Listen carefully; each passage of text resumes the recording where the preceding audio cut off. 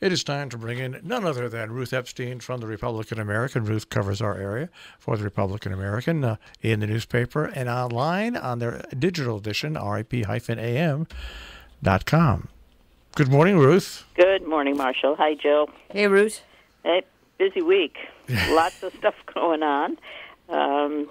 Once again, we are mired in the middle school sports issue. And they finally had they had a meeting this week, ABC, and it is definitely now out of the shared services budget. The funding will come out of each individual school's budget. And it seems to placate those who were against it, and the program will go on.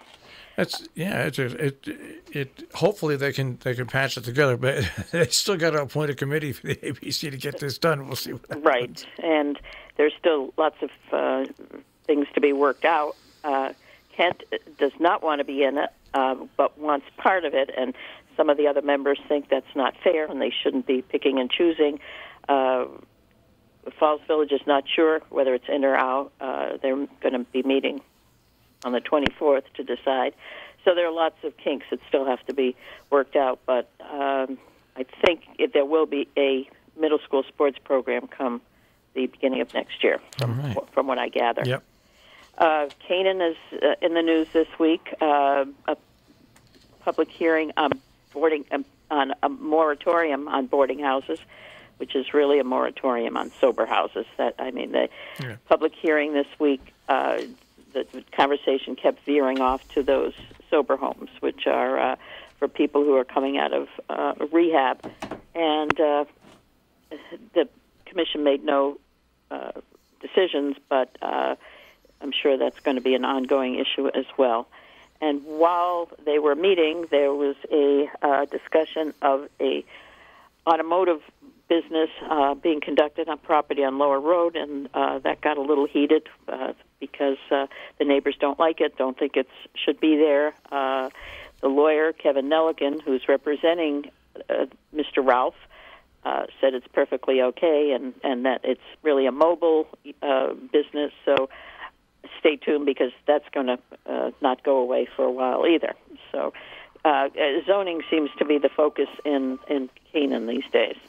So the other big issue that needs to be discussed is garbage. The towns are facing huge increases because of the Mira plant that most of these towns take their garbage to, and it needs to be redone for $330 million. And, of course, that's going to trickle down to the towns because they're going to have to increase their fees. And so that was a huge discussion at COG this week, and that, too, will be an ongoing issue way into the future. It's a huge problem. Yeah, and the cost is only going to skyrocket, of Absolutely. course. Absolutely. And there's still, even recycling used to be a revenue. Now you have to pay to get rid of for your recyclables or at least break even. So that's another way to help get increased revenues. It's really, really a problem. And as I say, that's going to keep going. So lots of other things going on, and we had the dance at. The fathers and daughters, that's always a great thing. So cute. At the center on Main, yeah. They had about 130. They told me at the dance the other night at the center on Main. Lovely evening, which is kind of nice after all the news of the week.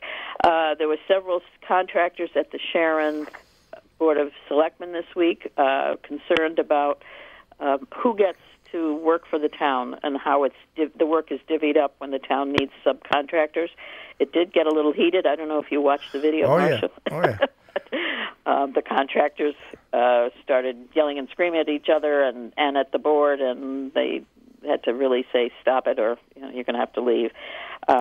So First Selectman Brent Colley is going to have a roundtable discussion, invite them all in and set some guidelines because, but as he said, it's often just right on spot where he sees a contractor somewhere and said, "Can you do this? What's the price?" "Okay, let's do it," without going out to a formal bid.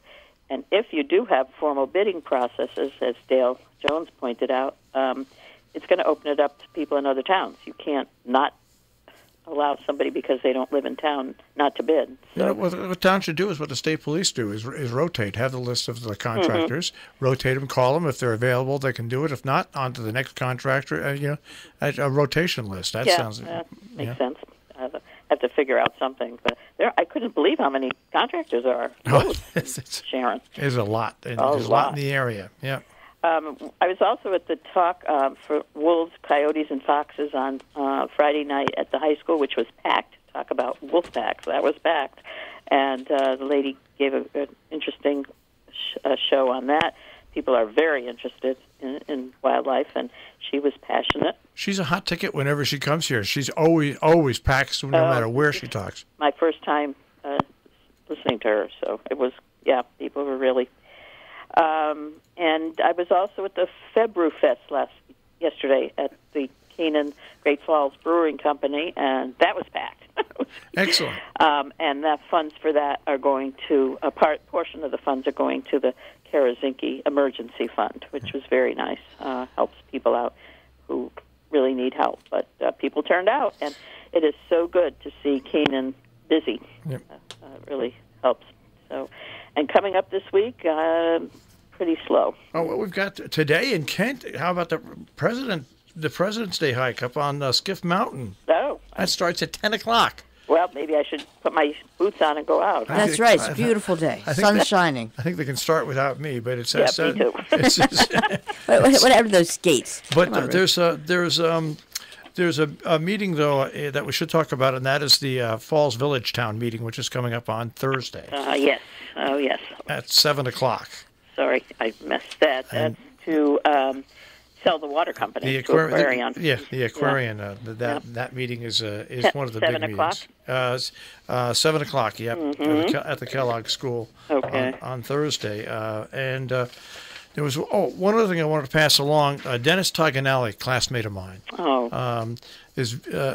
He had a stroke. Oh, and I just saw him the night he's visiting his wife in the hospital. Yeah, his wife's in the hospital. They've got their 3 kids. And if you want to help Dennis, he's been working with the auxiliary police since, I think, 47 years now. Oh, my goodness. Well, anyways, if you can go to the Salisbury Congregational Church website, the Sharon Congregational Church website, they have a giving link. You can click on that and put in make a check out to the Taganelli Family Fund. They put together a family fund for Dennis and his family. Just a terrible, terrible story. Oh, that's terrible. Awful. I feel so bad for them. And those girls, beautiful, 3 beautiful daughters that they have. One other thing that went out of my head. Okay. Well, the Jane Lloyd Fund had their fundraiser last Sunday, yesterday, at the Interlaken. I forget who's coming up. It might be a weekend off this weekend, but fundraisers. Yeah, I just said somebody's having one. Habitat's coming up in the future. I know that. Habitat, and we've got one. The last one of the year is ours. Is it? Oh, really? Yeah. Oh, very good. Okay. Just as a point ahead, the chili dinner, Sharon Women's Club, is on the 29th. Yeah. Just so get your tickets for that. That's always fun. And the children's concert at the Salisbury Congregational Church is next Sunday. Yeah. That is an annual event that brings in individuals and then it's all young children, but it's great. They're all great. So. Very talented. Talented. So. All right. Okay, so chock full. Happy President's Day. Happy President's Day to you. All right, we'll check with you next week. Okay. Bye-bye. Ruth Epstein from the Republican-American this morning here on Robin Hood Radio.